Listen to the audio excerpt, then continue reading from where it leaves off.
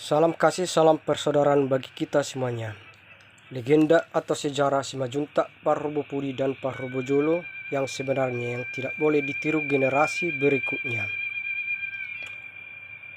Simajuntak berasal dari keturunan Sibago Nipohan, Tuan Sumanibil yang mempunyai anak 3 yaitu Sihan Simajuntak Hutagaul. Mereka tinggal dan bermukim di Baligi. Raja Marsundung Simajuntak menikah dengan putri seorang raja yang putih cantik jelita yaitu Boru Hasibuan dan melahirkan seorang putra yang dinamai Raja Parsuratan dan seorang putri yang dinamai Siboru Pareme.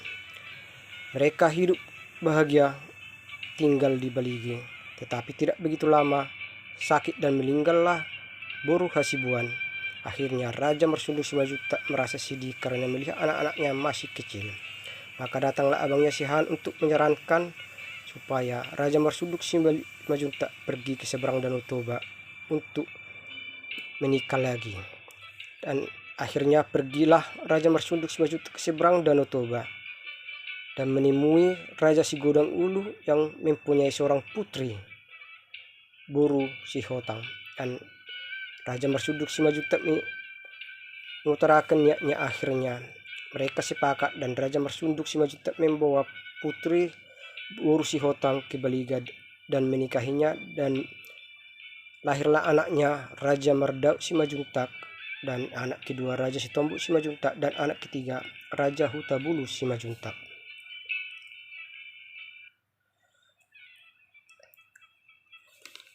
Mereka hidup bahagia, anak-anaknya pun sama-sama bermain.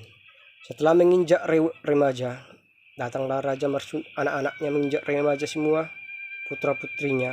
Datanglah Raja Marsunduk Simajuntak membeli seekor kerbau betina supaya ada untuk membantu mereka mengerjakan sawah mereka. Tidak begitu lama kemudian meninggallah Raja Marsundung Simajuntak.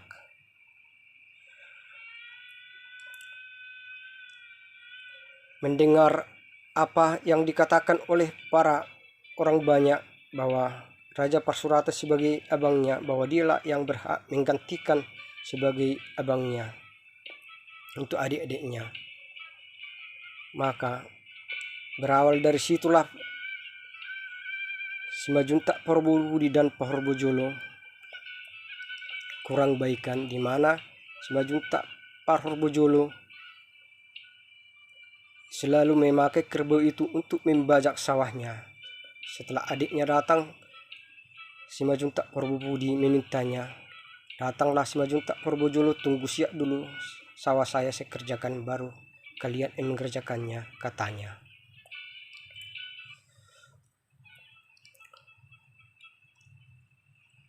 Mendengar hal itu, padahal sawahnya sudah mau siap,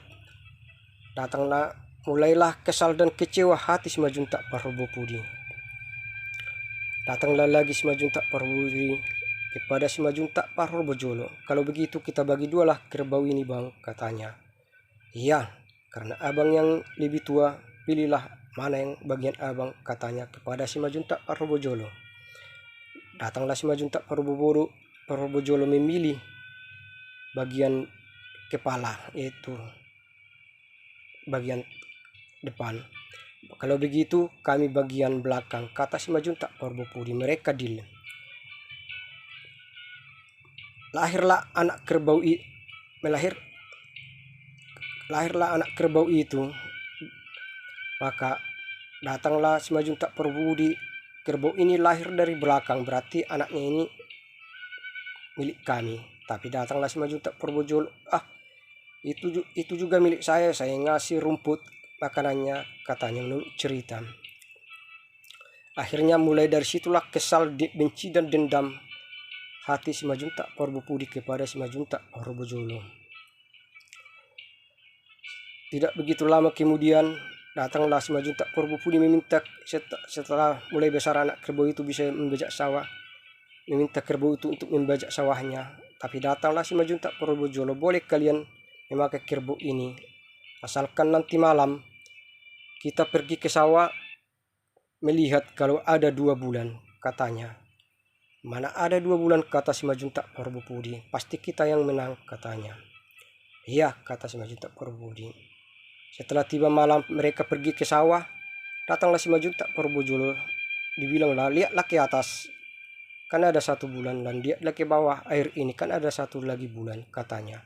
Oh iya, katanya, jadi 2 bulan. Jadi mulai sekarang saya yang memakai kerbau ini terus, katanya menurut cerita.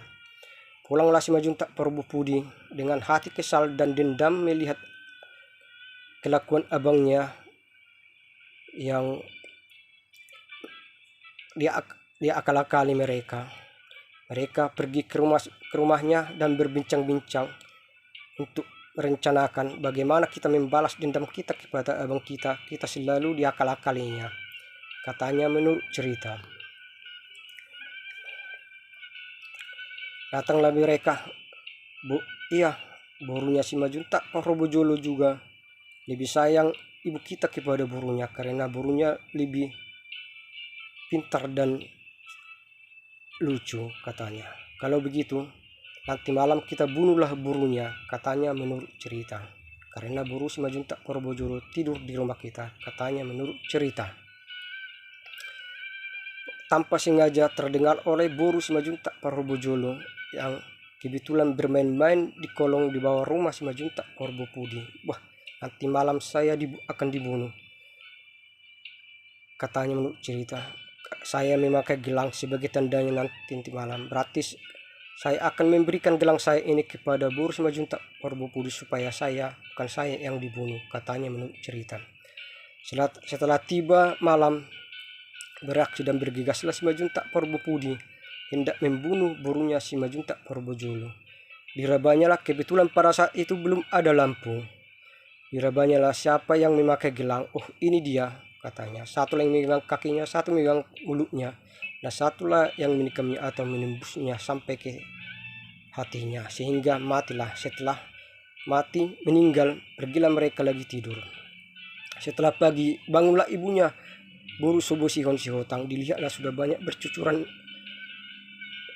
berserakan darah. Menangislah di sekuat-kuatnya. Dipanggilnya lah semua. Kenapa kalian bunuh ini, katanya. Iya, kami membunuh buru si Majuntak Purwojolo karena kami dendam kepada dia. Dia selalu mengakal-akali kami, kata si Majuntak Purwobudi kepada ibunya. Bukan burunya si Majuntak Purwojolo yang kalian bunuh, buru kalian yang kalian bunuh, katanya. Mendekatlah mereka, dilihatnya lah sudah meninggal itunya atau bunuh. Menangislah mereka semuanya. Mulai dari saat itulah si Majuntak Purwobudi dan si Majuntak Purwojolo tidak bersatu lagi. Di mana si Majuntak Purwojolo karena tidak merasa bersalah atau tidak berasa membunuh, kalau bertemu dengan si Majuntak Purwobudi selalu ingin bersama atau berteman. Tetapi si Majuntak Purwobudi selalu menjauh karena mengingat hal kisah sedih yang dulu. Gara-gara mereka terlalu dendam kepada abangnya, sehingga mereka saling membunuh. Yang mereka bunuh justru itu atau buru mereka sendiri. Di mana dalam cerita atau kisah itu, di mana keduanya si Majuntak Purwobudi dan si Majuntak Purwojolo sama-sama salah yang tidak boleh ditiru oleh generasi berikutnya.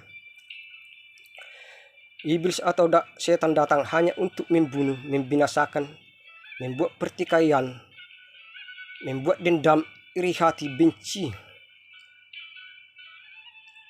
perselisihan, menjelek-jelekkan, menghasut orang banyak supaya menghina atau menjelek-jelekkan lawannya. Tetapi Tuhan Yesus datang supaya saling memaafkan, saling menyayangi, saling mengasihi, saling tolong menolong, berbuat baik, berbuat adil. Disitulah kita lihat kisah yang kurang baik yang dilakukan sejarah si Majuntak Purwobudi dan si Majuntak Purwojolo yang kurang baik ditiru oleh generasi berikutnya. Salam kasih, salam persaudaraan tanpa pandang bulu. Tuhan Yesus melindungi dan memberkati kita semuanya. Amin.